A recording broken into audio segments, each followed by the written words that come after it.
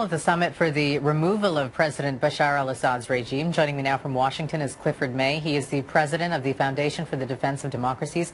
Surely, Clifford, you're watching this very closely. Lots of discussion on Syria at the G8 summit, but can something concrete come out of the summit?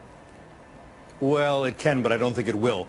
They're talking in Northern Ireland. They're talking about holding talks in Geneva, but not much has really been agreed upon so far.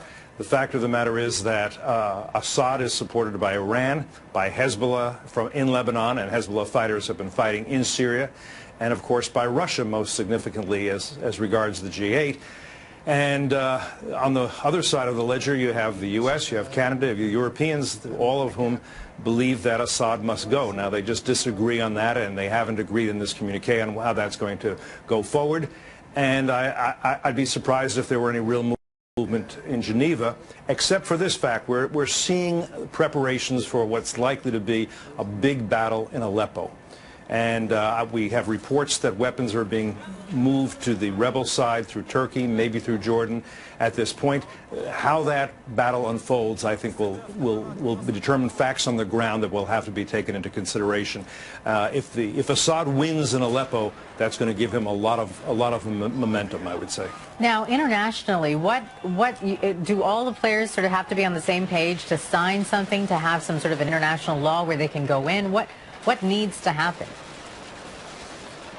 Well, the problem, among other things, is that when you're talking in an international forum, you're not really changing the facts on the ground. And the facts on the ground, you have people with weapons who are trying to kill people and trying to take strategic cities and strategic roads and airports and that sort of thing. And whatever people talk about, whoever holds the weapons and whoever defeats their enemies ends up with most of the clout and power.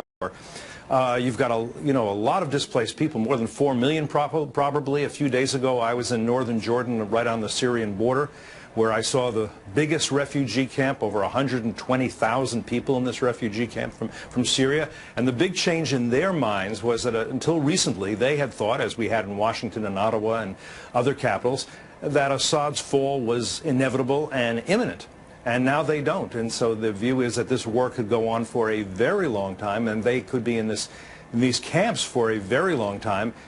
And we'll see if that changes as a result of the G8 or the talks in Geneva. I have to say I'm skeptical that it will, because there's still not a basic agreement on how this should work out.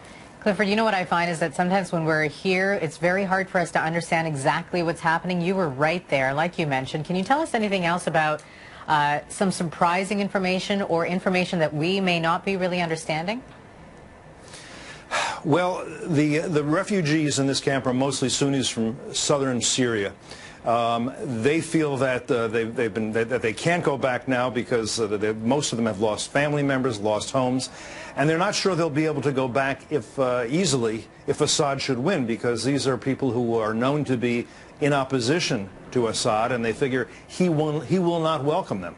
Now, within the camp, there are some very different groups. There are people there. We can see flags flying from the Free Syrian Army, which most in the West kind of support. But you can also see some flags from the al-Nusra Front, which is al-Qaeda related, which we do not support.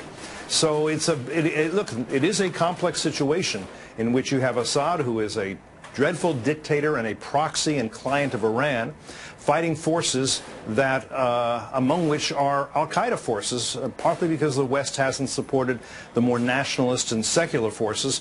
And there are various views on whether or not, had we done that earlier, that this would have played out differently. We can't really know that.